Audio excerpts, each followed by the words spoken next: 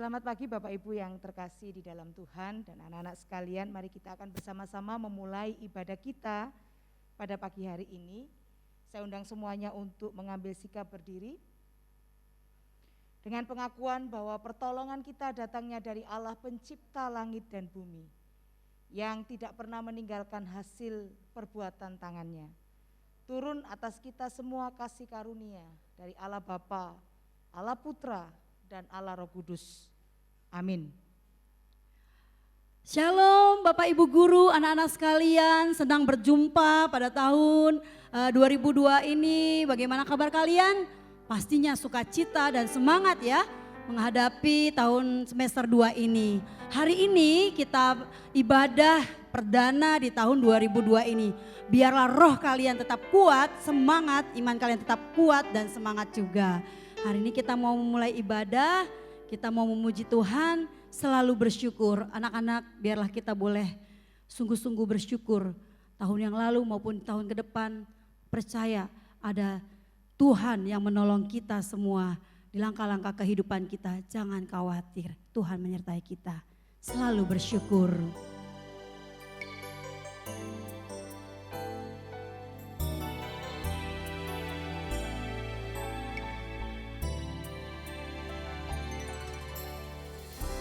Dengan apa ku membalas kasih-Mu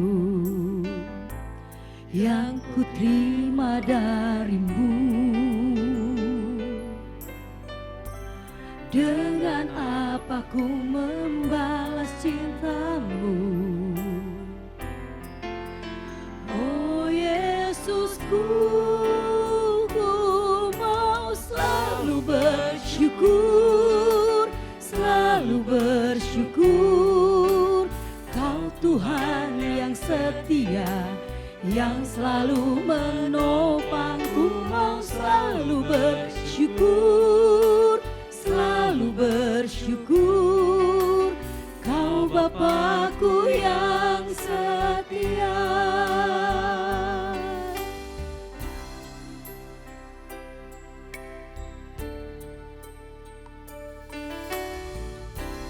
Dengan apa ku membalas kasih-Mu yang ku terima darimu?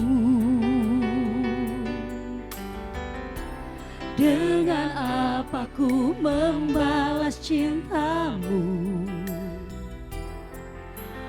Oh Yesusku, ku mau selalu bersyukur, selalu bersyukur. Kau Tuhan yang setia, yang selalu menopangku. Mau selalu bersyukur, selalu bersyukur. Kau Bapakku yang setia. Ku mau selalu bersyukur, selalu bersyukur. Kau Tuhan yang setia, yang selalu menopangku. Mau selalu bersyukur, selalu bersyukur. Kau Bapakku yang setia, Kau Bapakku yang setia, Kau Bapakku yang setia. Amin. Mari kita berdoa anak-anak. Bapa di surga, betapa kami bersyukur memiliki Allah yang luar biasa. Kau sudah menyertai kami Tuhan sepanjang tahun yang lalu. Dan tahun ini kami yakin dan percaya ada tangan Tuhan yang luar biasa yang memegang kehidupan kami. Ajarlah kami Tuhan untuk senantiasa bersyukur dalam setiap kondisi kehidupan kami. Supaya kami boleh memandang Allah begitu besar kasih setiamu bagi setiap kami ya Tuhan. Tuhan hadir pada ibadah dari awal pertengahan hingga akhirnya. Biar hati kami tertuju kepadamu untuk kami boleh memuji dan memuliakan Tuhan. Bahkan mendengarkan firman-Mu. Terpujilah nama-Mu Bapa yang baik. Kami bersyukur hanya dalam nama Tuhan Yesus Juru Selamat kami yang hidup. Amin. Ya puji Tuhan anak-anak, hari ini kita boleh memuji dan memuliakan Tuhan. Kita memuji Tuhan kunaikan syukurku, lagunya bersyukur selalu ya. Tetapi hari ini lagu ini saya minta anak-anak, Bapak Ibu Guru menyanyikannya dengan sukacita. Sebagai syukur kita apapun itu yang kita alami ya. Ketika kita bergembira di situ ada kekuatan, ada mukjizat nyata dalam kehidupan kita. Amin ya, mari kita memuji Tuhan, kunaikan syukurku.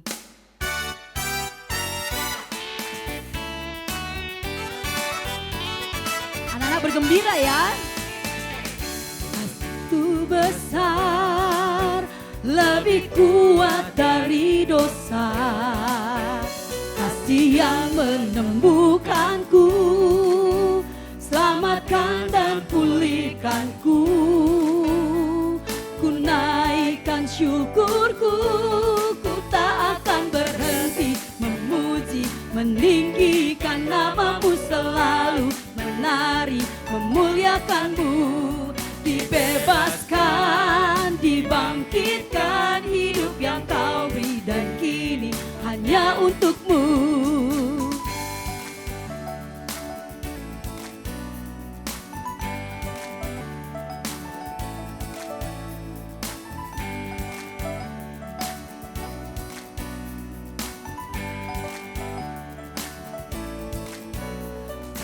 Yang begitu besar, lebih kuat dari dosa. Kasih yang menemukanku, selamatkan dan pulihkanku. Ku naikkan syukurku, ku tak akan berhenti memuji, meninggikan namamu selalu. Menari memuliakanmu, dibebaskan, dibangkitkan, hidup yang kau beri dan kini hanya untukmu. Ku tak akan memuji, meninggikan namamu selalu. Menari memuliakanmu, dibebaskan, dibangkitkan, hidup yang kau beri dan kini hanya untukmu. Dibebaskan, dibangkitkan, hidup yang kau beri dan kini hanya untukmu. Hidup yang kau beri dan kini hanya untukmu. Hidup yang kau beri dan kini hanya untukmu.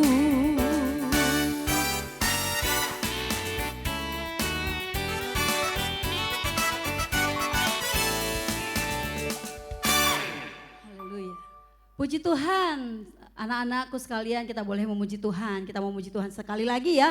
Sukacita, sukacita dalam Tuhan. Amin. Hanya di dalam Tuhan sukacita itu penuh. Sukacita yang sejati.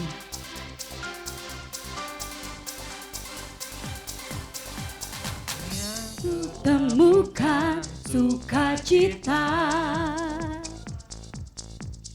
dunia takkan sanggup untuk berikan.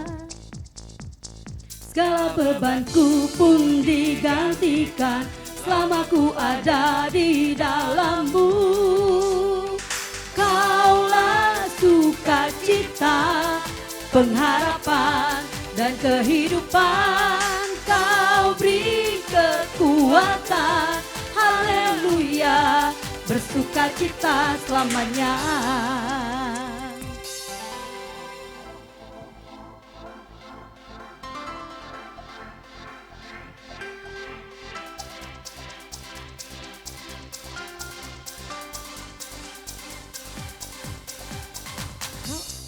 Mendampingi setiap langkahku, berikan kekuatan dengan rohmu. Janjimu yang telah menuliskan, ku punya rancangan yang indah. Kaulah sukacita, pengharapan dan kehidupan. Kau beri kekuatan, haleluya, bersukacita selamanya.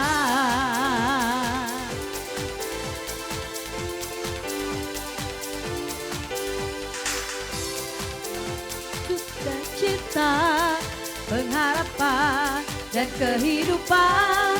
Kau beri kekuatan, haleluya, haleluya. Kau beri sukacita, harapan dan kehidupan. Kau beri kekuatan, haleluya, bersukacita selamanya.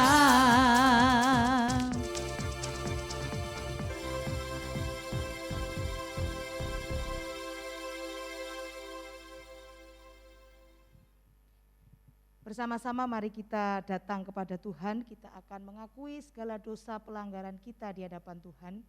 Dengarkanlah firman Tuhan dari Mazmur 103, ayatnya yang ke-8 sampai 12, demikian bunyi firman Tuhan. Tuhan adalah penyayang dan pengasih, panjang sabar dan berlimpah kasih setia. Tidak selalu ia menuntun dan tidak untuk selamanya ia mendendam. Tidak dilakukannya kepada kita setimpal dengan dosa kita, dan tidak dibalasnya kepada kita setimpal dengan kesalahan kita. Tetapi setinggi langit di atas bumi, demikian besarnya kasih setianya atas orang-orang yang takut akan Dia. Sejauh timur dari barat, demikian dijauhkannya daripada kita pelanggaran kita. Mari kita bersama-sama menundukkan kepala, kita berdoa kepada Tuhan. Sekali lagi kami datang kepada Tuhan, mohon pengampunan atas segala dosa pelanggaran yang sudah kami buat. Dosa yang membuat kami jauh daripada Tuhan, dosa yang membuat kami tidak memberkati orang-orang yang di sekitar kami, dosa yang membuat kami kehilangan persekutuan dengan Engkau. Tuhan, kami datang mohon pengampunan atas segala kesalahan yang telah kami buat. Kiranya Engkau sudi melihat setiap kami, memberi pengampunan kepada kami, menyucikan, menguduskan kami, bahkan terus menuntun langkah hidup kami supaya kami tidak melakukan kesalahan dan dosa yang sama. Tapi sehari demi sehari kami hidup seturut dengan kehendak Tuhan, taat, setia, berjalan bersama dengan Tuhan. Tuhan, tolonglah kami lemah dan tidak berdaya. Hanya kasih anugerah-Mu saja yang memampukan dan menolong kami sedemikian rupa, supaya kami terus hidup memuliakan nama Engkau. Terima kasih Tuhan Yesus, terima kasih untuk anugerah pengampunan yang Tuhan berikan kepada kami. Terpujilah Engkau. Dalam nama Tuhan Yesus kami berdoa dan bersyukur. Amin. Saya undang Bapak Ibu dan anak-anak sekalian untuk mengambil sikap berdiri. Mari kita akan mengikrarkan pengakuan iman kita seturut dengan pengakuan iman rasuli yang berbunyi demikian. Aku percaya kepada Allah Bapa yang Maha Kuasa, Khalid langit dan bumi, dan kepada Yesus Kristus anaknya yang tunggal Tuhan kita, yang dikandung daripada Roh Kudus, lahir dari anak darah Maria, yang menderita sengsara di bawah pemerintahan Pontius Pilatus, disalibkan, mati dan dikuburkan, turun ke dalam kerajaan maut. Pada hari yang ketiga bangkit pula dari antara orang mati, naik ke surga, duduk di sebelah kanan Allah Bapa yang Maha Kuasa. Dan dari sana ia akan datang untuk menghakimi orang yang hidup dan yang mati. Aku percaya kepada Roh Kudus, gereja yang kudus dan am, persekutuan orang kudus, pengampunan dosa, kebangkitan orang mati, dan hidup yang kekal. Amin.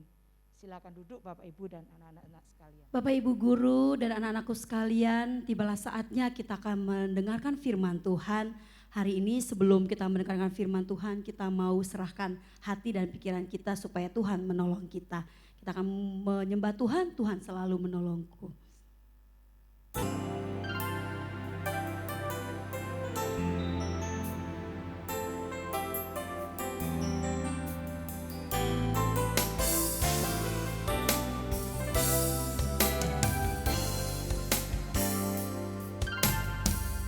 Musim akan selalu berganti,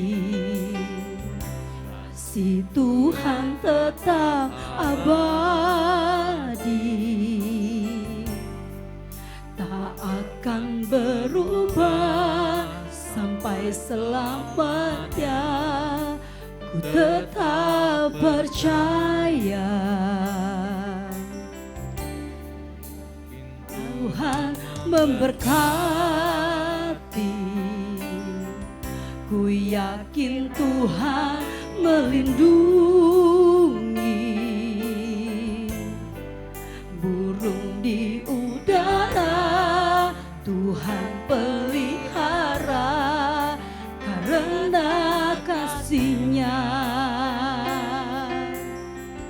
Tuhan selalu menolongku, selalu menjagaku, sehelai di rambutku tak akan terjatuh tanpa seizin-Mu. Tuhan selalu menolongku, selalu menjagaku. Dia mengenyangkanku dan peliharaku seumur hidupku.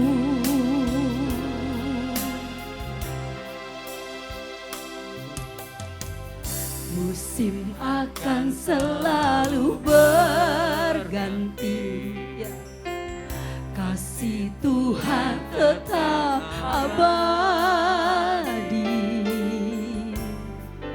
tak akan berubah sampai selamanya. Ku tetap percaya, ku yakin Tuhan memberkati. Yes Tuhan, ku yakin Tuhan melindungi. Burung di udara Tuhan pelihara karena kasih-Nya. Tuhan selalu menolongku, selalu menjagaku, sehelai di rambutku tak akan terjatuh tanpa seizin-Mu. Tuhan selalu menolongku, selalu menjagaku. Dia mengenyangkanku dan peliharaku seumur hidupku. Percaya Tuhan selalu menolongku. Tuhan selalu menolongku, selalu menjagaku, sehelai di rambutku tak akan terjatuh tanpa seizin-Mu. Tuhan selalu menolongku, selalu menjagaku. Dia mengenyangkanku dan peliharaku seumur. Dia mengenyangkanku dan peliharaku seumur hidupku. Dia mengenyangkanku dan peliharaku seumur hidupku. Dia mengenyangkanku, Dia mengenyangkanku dan peliharaku seumur hidupku.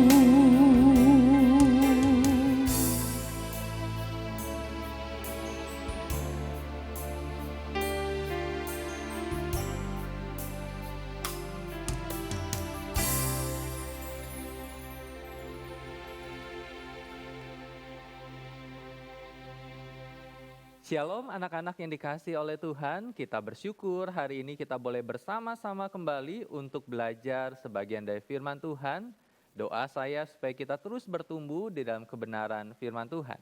Sebelum kita merenungkan firman Tuhan, mari saya mengajak kita untuk berdoa kepada Tuhan. Kita berdoa. Tuhan Yesus, kami bersyukur kepadamu untuk saat ini di dalam anugerah daripada Tuhan yang boleh menolong kami, memberkati kami di dalam segala kegiatan belajar mengajar yang kami lakukan. Dan kami hari ini akan belajar sebenarnya firman-Mu, biar juga Tuhan yang tolong kami, supaya kami pun menjadi anak-anak Tuhan yang dengar-dengaran akan perkataan firman-Mu. Terima kasih Bapa, dalam nama Tuhan Yesus kami berdoa dan bersyukur. Amin. Kita hari ini akan membahas tentang sebuah tema, yaitu aromatic Christianity. Saya mengajak kita membuka di dalam 2 Korintus pasal 2 ayat 14 sampai 17. 2 Korintus pasal 2 ayat 14 sampai 17, demikian firman Tuhan. Tetapi syukur bagi Allah yang dalam Kristus selalu membawa kami di jalan kemenangannya. Dengan perantaran kami, Ia menyebarkan keharuman, pengenalan akan Dia di mana-mana. Sebab bagi Allah kami adalah bau yang harum dari Kristus di tengah-tengah mereka yang diselamatkan dan di antara mereka yang binasa. Bagi yang terakhir kami adalah bau kematian yang mematikan, dan bagi yang pertama bau kehidupan yang menghidupkan. Tetapi siapakah yang sanggup menunaikan tugas yang demikian? Sebab kami tidak sama dengan banyak orang lain yang mencari keuntungan dari firman Allah. Sebaliknya, dalam Kristus kami berbicara sebagaimana mestinya dengan maksud-maksud murni atas perintah Allah dan di hadapannya. Anak-anak yang kasih dalam Tuhan, ketika kita berbicara tentang bau seperti itu, aromatik, aroma, maka kita bisa melihat di dalam kehidupan kita banyak hal ketika bicara tentang bau seperti itu ya, bau yang wangi ataupun bau yang tidak menyenangkan.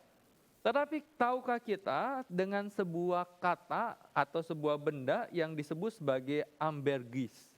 Jadi ambergris ini yaitu muntahan paus seperti itu ya. Bentuknya itu seperti bongkahan batu yang kelihatan yang terapung di laut, dan kalau orang tidak mengetahui batu apa ini, maka orang akan menganggap itu sesuatu yang biasa aja. Dan kemudian ketika mereka mendekati, mengambil batu itu, ambergris ini, maka mereka menciumnya dan bau amis. Iya, sama saja seperti itu. Kenapa bau amis? Karena itu muntahan paus. Jadi muntahan yang dikeluarkan dari perutnya paus dan dilontarkan. Tetapi tahukah kita bahwa ambergris ini itu adalah benda atau benda yang digunakan di kosmetik dan parfum. Jadi ketika ambergris ini dikeluarkan oleh paus, itu bau amis. Tetapi kemudian ketika sudah dijemur, kemudian ketika sudah diolah, maka bau amis itu hilang dan memunculkan bau yang mengikat nantinya untuk digunakan sebagai kosmetik dan parfum. Dan tahukah kita, dari muntahan paus ini harganya berapa? Jadi kalau muntahan paus ini harganya bisa miliaran rupiah. Karena itu ketika seorang nelayan menemukan ambergris ini, maka ada istilah mereka kaya mendadak seperti itu ya. Mereka mendapatkan harta karun yang mereka tidak duga, dan itu bisa memelihara kehidupan mereka. Anak-anak yang kasih dalam Tuhan, ketika kita melihat akan hal ini, maka ini bukan hanya bicara tentang perbedaan sudut pandang. Ketika seorang nelayan melihat itu muntahan atau sesuatu yang bernilai tinggi. Tetapi ini berkaitan dengan memahami nilai yang terkandung dari sebuah benda, dari muntahan paus itu, dan nilai yang terkandung di situ mempunyai nilai yang sangat-sangat penting. Ketika kita berbicara tentang aromatic Christians, maka kita bicara di dalam bagian ini Paulus menggambarkan tentang sebuah situasi, dua situasi sebenarnya. Yang pertama adalah situasi peperangan. Jadi waktu itu kalau sebuah kerajaan, yaitu kerajaan Romawi misalkan, karena kerajaan Romawi itu ada kerajaan besar, kerajaan yang kuat di zamannya Paulus, maka ketika kerajaan Romawi melakukan peperangan dan ketika mereka berhasil mengalahkan musuh mereka, maka panglima perang pasukan Romawi itu akan masuk ke kota Roma dan kemudian dia akan mengadakan pawai besar. pawai besar yang diikuti oleh para prajurit yang gagah perkasa masuk ke dalam kota, dan kemudian barang rampasan dari kerajaan yang dikalahkan itu dibawa. Dan bukan hanya kerajaan atau barang rampasan itu, tetapi kemudian pasukan-pasukan yang kalah itu juga dibawa, dipermalukan di hadapan masyarakat di Roma waktu itu. Dan mereka punya dua kemungkinan. Mereka akan dijadikan budak, ataupun yang kedua mereka akan dihukum mati oleh orang Romawi. Ya wajar seperti itu ya, karena yang kalah itu akan mengalami situasi yang tidak menyenangkan dari orang yang menang. Dan itu yang terjadi. Dan ketika Paulus gambarkan di sini, maka Paulus menggambarkan bahwa orang-orang yang ditaklukkan, Kristus sebagai panglima perang itu, Kristus sebagai panglima yang berhasil memenangkan peperangan itu, dan Kristus membawa para tawanan-tawanan ini, para orang-orang yang telah ditaklukkan ini. Dan salah satunya adalah Paulus itu sendiri. Kalau kita berbicara tentang Paulus, maka sesungguhnya Paulus pun adalah tawanan Allah yang dibawa ke kematian sebagai hamba Kristus. Kalau kita ingat di dalam perjalanan Paulus yang dulu bernama Saulus, maka dia adalah seorang yang gagah perkasa. Dia seorang yang berani berkata, aku akan maju ke depan, aku akan menangkap para pengikut Kristus, dan aku akan membawa mereka untuk mempermalukan mereka. Dan Paulus berkata bahwa gak ada yang bisa tolong mereka, termasuk sang pribadi yang mereka percaya yaitu Yesus itu. Tidak bisa menolong mereka, melepaskan mereka dari tanganku. Karena itu kalau kita lihat di dalam Kisah Para Rasul misalkan, maka Paulus itu meminta surat untuk melegalkan apa yang dia lakukan. Tetapi tahukah kita bahwa di dalam perjalanan ke Damsyik, maka Paulus bukan mengalahkan Kristus, bukan menanggapi para pengikut Kristus, tetapi Paulus dikalahkan oleh Kristus. Dan ketika kita melihat apa yang terjadi pada Paulus, yaitu dia mengalami kebutaan, dan di dalam kebutaan itu dia mengalami keterbatasan untuk bergerak, keterbatasan untuk mengetahui apa yang terjadi di depannya. Dan dia ditaklukkan oleh Kristus. Dan di dalam penaklukan ini Paulus berkata, dia sesungguhnya sudah dikalahkan oleh Kristus, dan dia adalah budak dari Kristus yang ditangkap, yang dikalahkan, yang dilumpuhkan oleh Kristus. Dan apa yang terjadi ketika dilumpuhkan?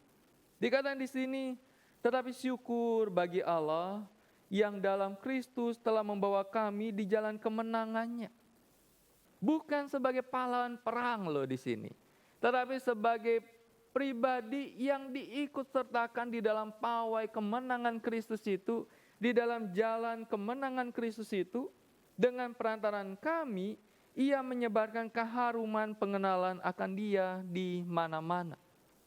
Jadi seperti yang saya katakan tadi, ketika sebuah pasukan atau para pasukan yang dikalahkan ada dua kemungkinan.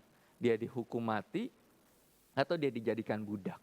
Ketika bicara tentang dijadikan budak, maka dia tidak punya hak lagi, tetapi ada kewajiban di situ. Kewajiban yaitu menjalankan apa yang diperintahkan oleh yang menaklukkannya. Dan Paulus diberikan kesempatan. Ketika dia berjumpa dengan Kristus dalam perjalanan ke Damsyik, maka Paulus itu tidak mati secara fisik. Dia hanya dilumpuhkan dengan buta, tidak bisa melihat. Tetapi kemudian dia dipulihkan oleh Kristus. Dia bisa melihat lagi. Dan di dalam problem itu, di dalam waktu itu, maka dia tahu dia harus mentaati akan Kristus. Anak-anak yang kasih dalam Tuhan, ketika kita melihat akan hal ini, maka pemahaman tentang nilai yang dinyatakan oleh Paulus tentang realita dan kualitas hidup orang percaya. Di dalam bagian ini ada gambaran jelas yang dinyatakan tentang gambaran peperangan itu. Paulus adalah hamba daripada Allah yang ditaklukkan, dipanggil untuk berbau seperti Kristus untuk menjadi korban yang hidup di hadapan Allah. Paulus memandang dirinya tidak hanya sebagai orang yang mewartakan kabar baik bagi dunia, tetapi dia sebagai orang yang ditetapkan Tuhan untuk menjadi perwujudan dari Injil itu. Paulus ditaklukkan sepenuhnya, dipertontonkan di depan umum dan dipanggil untuk menyerupai Kristus dengan menjadi korban yang hidup. Kita tahu, Kristus adalah korban yang hidup. Domba Allah yang tidak bercacat itu. Dan ketika dia naik ke tiang salib itu, disalibkan, maka Kristus adalah korban daripada Allah yang hidup. Karena itu ketika kita melihat bagian ini, maka dari kondisi peperangan, kemudian Paulus mengajak para pembaca di Korintus di dalam kondisi pengorbanan. Jadi pengorbanan yang dilakukan oleh para imam. Jadi waktu itu para imam punya sebuah kebiasaan. Mereka akan masuk ke ruang kudus, ke ruang maha kudus untuk mempersembahkan korban di hadapan Allah. Dan korban itu akan menjadi wewangian di hadapan Allah. Dan ketika korban itu diterima oleh Tuhan, maka apa yang dilakukan oleh imam itu, dia akan bersukacita, bersyukur kepada Tuhan. Anak-anak yang kasih dalam Tuhan, ketika kita melihat bagian ini, maka seperti yang Paulus katakan bahwa kita ini adalah korban persembahan yang harum di hadapan Tuhan. Bukan hanya dia sebagai korban yang harum di hadapan Tuhan. Bukan hanya Paulus yang ditaklukkan oleh Kristus, tetapi kita pun juga ditaklukkan oleh Kristus. Anak-anak kasih dalam Tuhan, orang percaya adalah budak Kristus yang ditaklukkan sepenuhnya oleh Kristus.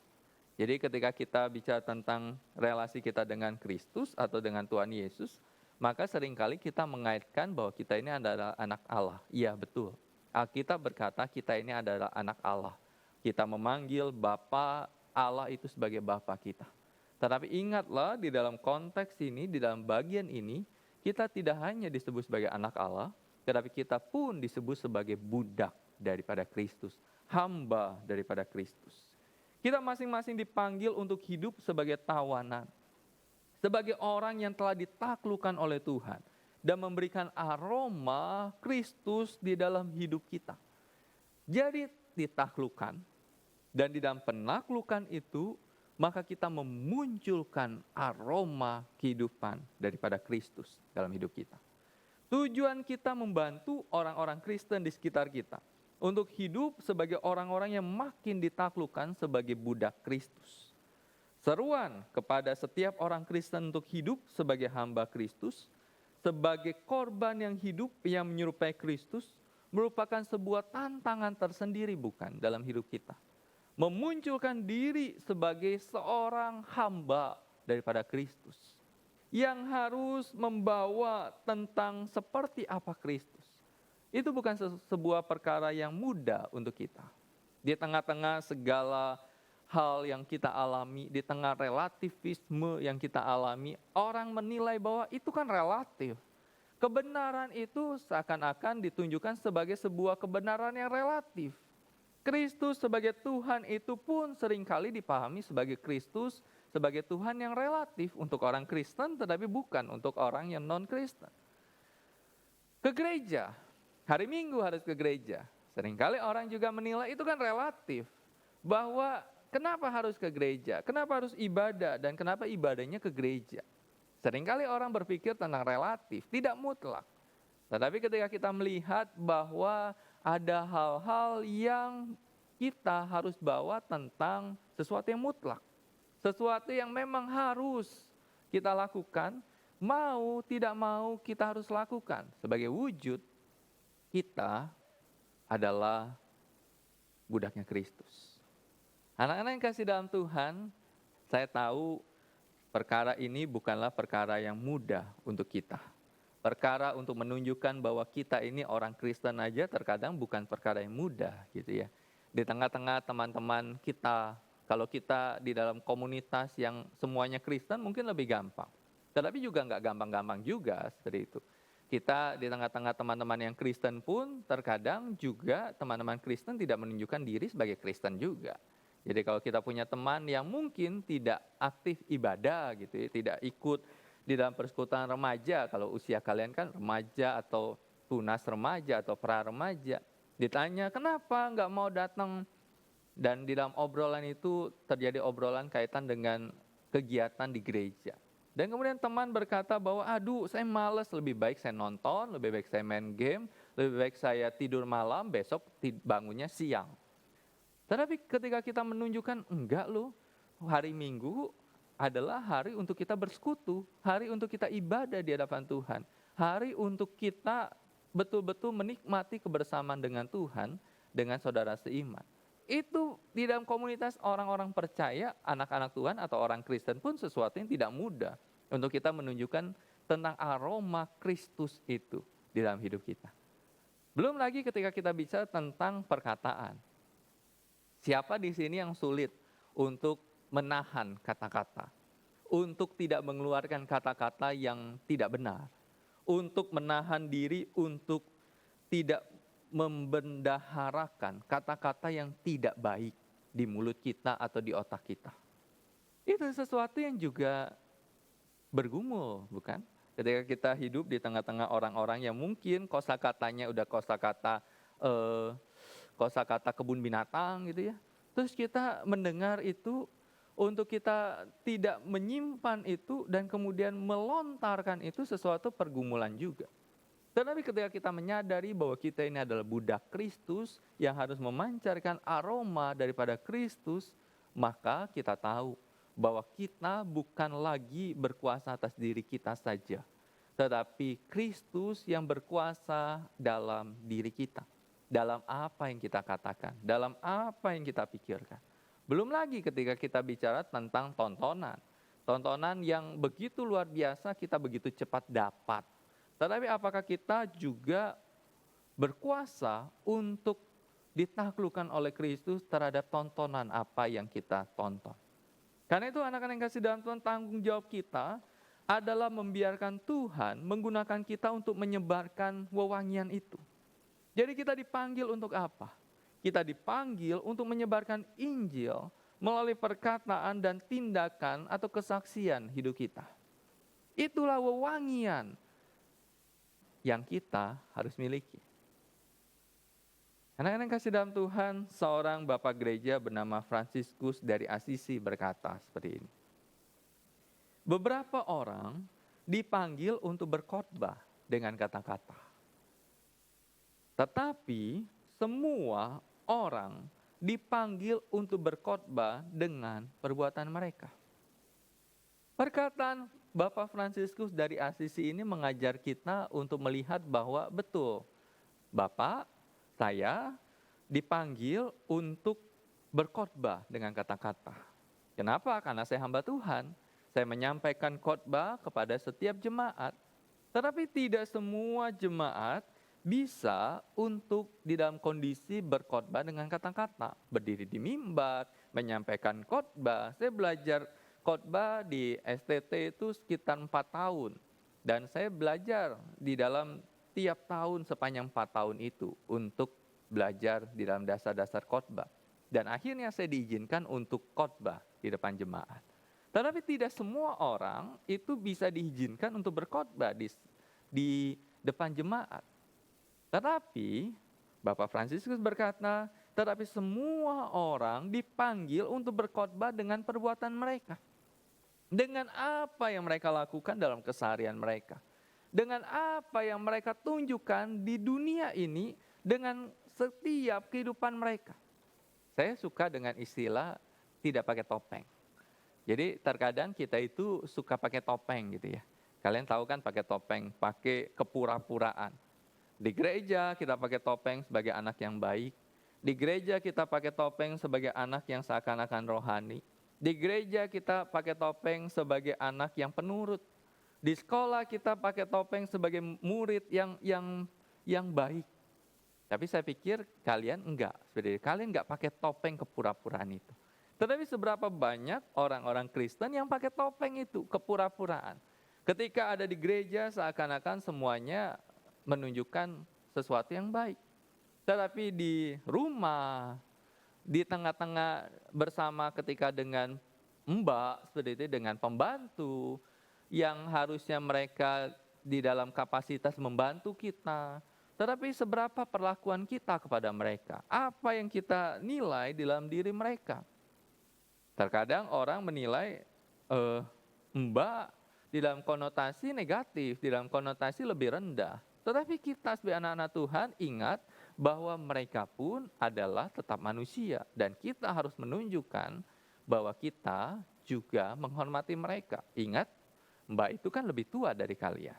Dan kalian lebih muda dan harus menghormati orang-orang yang bekerja kepada kalian, kepada orang tua kalian. Dan itulah khotbah kita, keharuman yang kita tunjukkan, yang kita nyatakan di dalam kehidupan keseharian kita. Karena itu ketika kita melihat akan hal ini, kita berkhotbah melalui perbuatan kita ketika kita hidup sebagai tawanan Allah yang ditaklukkan. Ketika kita berbau seperti Yesus, seperti korban yang harum di hadapan Tuhan. Kita melakukannya dengan berusaha hidup untuk menyenangkan Tuhan. Kita melakukannya dengan mencoba mengikuti jejak-jejak Kristus. Enggak mudah, enggak sempurna pastinya. Jangan pernah berpikir, Pak, kalau saya ikuti jejak Kristus, apakah saya akan sempurna seperti Kristus? Enggak. Kita enggak akan mungkin sempurna 100% mengikuti jejak Kristus kok. Contoh ya, saat teduh aja. Alkitab bilang Tuhan Yesus itu subuh-subuh benar, dia sudah bangun, bukan hanya bangun duduk saat teduh, tapi dia keluar cari tempat untuk dia saat teduh. Kita terkadang bangun untuk sekolah aja ogah-ogahan gitu ya, apalagi bangun untuk saat teduh subuh-subuh, keluar dari ranjang kita cari tempat untuk kita saat teduh, itu pun secara literal itu pun sulit untuk kita lakukan. Jadi kita nggak sempurna kok. Tapi kita berjuang untuk menuju kedekatan, kesempurnaan, mirip seperti Kristus. Kenapa? Karena kita ingin memancarkan wewangian, keharuman daripada Kristus. Karena itu mari kita memandang kepada Kristus. Mau nggak mau, kalau kita mau memunculkan wewangian di hadapan Allah, menjadi pribadi yang memancarkan keharuman Kristus dalam hidup kita, maka kita harus memandang pada Kristus, relasi dengan Kristus, relasi dengan Allah sebagai orang yang ditaklukkan, memandang, melihat, menyadari, menaklukkan diri, dan menteladani, dan mentaati akan Kristus itu sendiri. Kemudian marilah kita memuji Dia yang telah menaklukkan kita, mengagungkan Dia, memuliakan Dia dalam hidup kita, dan menjadikan kita budaknya dengan harapan bahwa kita dapat menjadi korban yang hidup dan aroma yang menyenangkan bagi Tuhan dalam hidup kita. Anak-anak yang kasih dalam Tuhan, saya tahu kalian masih muda. Di dalam kemudaan kalian, kalian punya berbagai harapan. Kalian punya berbagai gelora, gejolak sebagai orang-orang muda.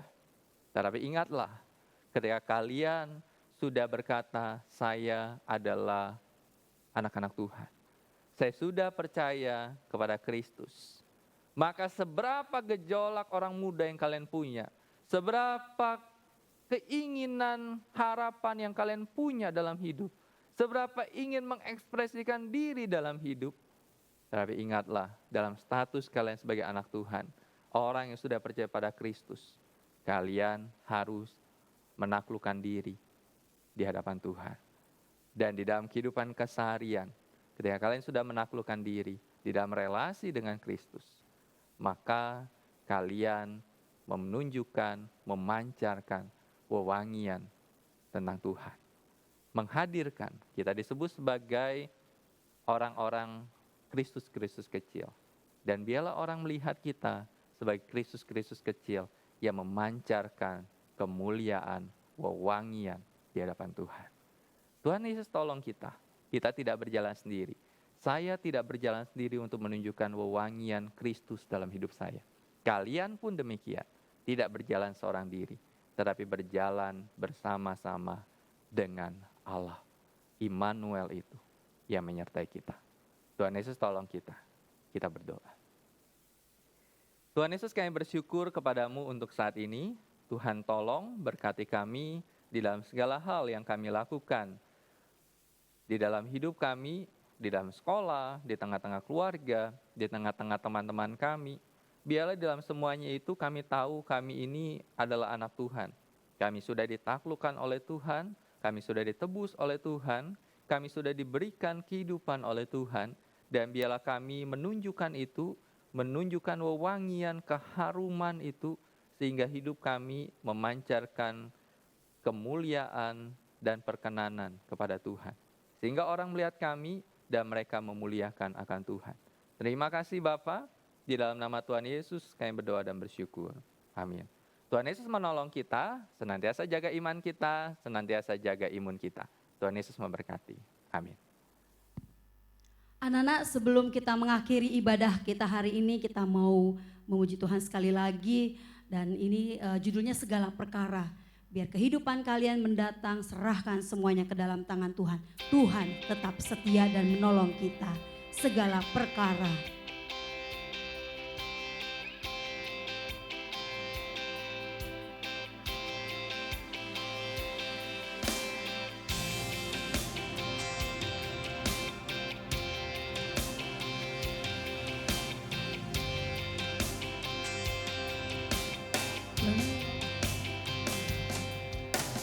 Penolong yang selalu setia,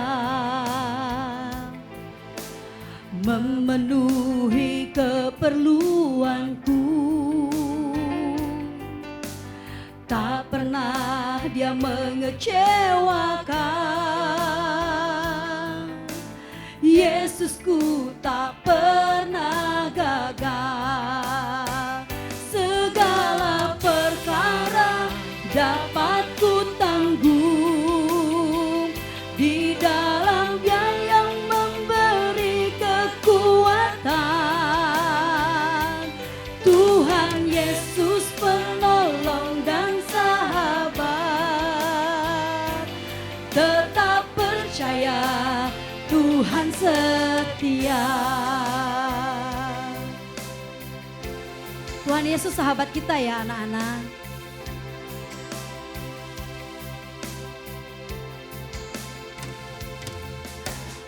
Penolong yang selalu setia, memenuhi keperluanku. Dia tak pernah mengecewakan, tak pernah dia mengecewakan. Yesus tidak pernah gagal. Yesusku tak pernah gagal. Segala perkara dapat ku tanggung di dalam Dia yang memberi kekuatan. Tuhan Yesus penolong dan sahabat. Tetap percaya Tuhan setia. Segala perkara dapat ku tanggung di dalam Dia yang memberi kekuatan. Tuhan Yesus penolong dan sahabat. Tetap percaya Tuhan setia. Tetap percaya Tuhan setia. Yes, Tuhan setia. Tetap percaya Tuhan setia.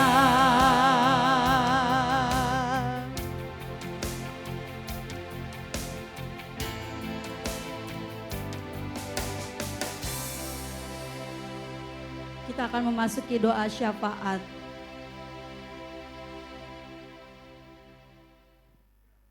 Bapak, Ibu, dan anak-anak yang kekasih di dalam Tuhan, mari kita berdoa.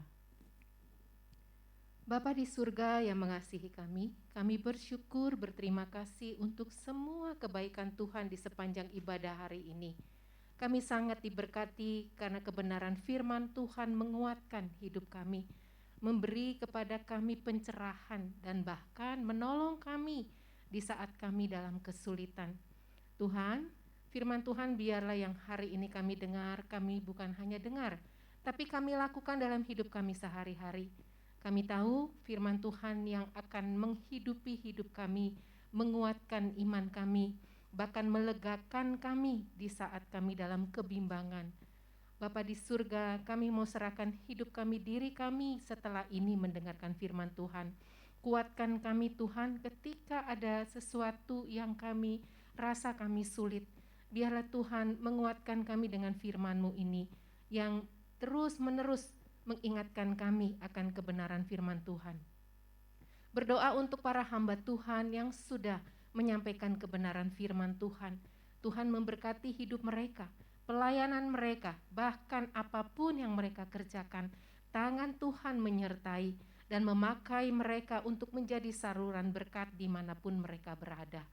Kami berdoa untuk Sekolah Kristen IPK Tomang, kami yang akan PTM, mungkin akan menghadapi PTM ini bukan saja seminggu 2 kali, tapi setiap hari kami akan kembali kepada new normal. Tuhan, kami berdoa untuk sekolah yang mempersiapkan hal ini, kepala sekolah, guru-guru, karyawan Sekolah Kristen IPK Tomang. Kami berdoa Tuhan untuk semua, ketika kami belajar bersama-sama, kami bisa menjaga diri kami, bahkan kami bisa bersosialisasi dengan protokol kesehatan, sehingga kami bisa bersosialisasi, bisa belajar, bisa mengajar dengan kasih penyertaan Tuhan, dengan kuasa-Mu yang luar biasa, sehingga kami tetap sehat, tetap kuat, dan Engkau menyertai kami. Kami berdoa Tuhan untuk setiap program yang ada, untuk Sekolah Kristen IPK Tomang. Kami berdoa untuk semua orang yang mengerjakannya. Berdoa secara khusus untuk kepala sekolah kami, Ibu Titi, Wakil Kepala Sekolah Pak Tri, dan semua guru yang menolong kami semua belajar. Engkau memberkati kami semua dengan kasih dan kuasa-Mu, dan kami yang terlibat di dalamnya, para orang tua yang mendukung kami, masing-masing kami, memberkati kami, Engkau Tuhan yang menolong kami, supaya kami bisa mengerjakan sesuai dengan kapasitas kami masing-masing. Kami berdoa untuk bangsa negara Indonesia, yang akhir-akhir ini mulai ada vaksin yang ketiga. Biarlah kami bekerja sama dengan pemerintah, penuh dengan ketaatan, dan kami punya rasa hormat kepada bangsa negara Indonesia, orang-orang yang bekerja, yang melayani kami semua. Terima kasih Bapa di surga, pada akhirnya kami serahkan tubuh jiwa roh kami ke dalam tangan pengasihan Tuhan di dalam Yesus Kristus. Bapak, Ibu, dan anak-anak yang kekasih di dalam Tuhan, setelah mendengarkan firman Tuhan, kembalilah kepada aktivitasmu dan terimalah berkat Tuhan. Biarlah kasih anugerah daripada Bapa di surga, persekutuan di dalam Kristus Yesus, dan penyertaan Allah Roh Kudus menyertai kita dari sekarang bahkan sampai selama-lamanya. Amin. Silakan bersaat teduh, Tuhan memberkati.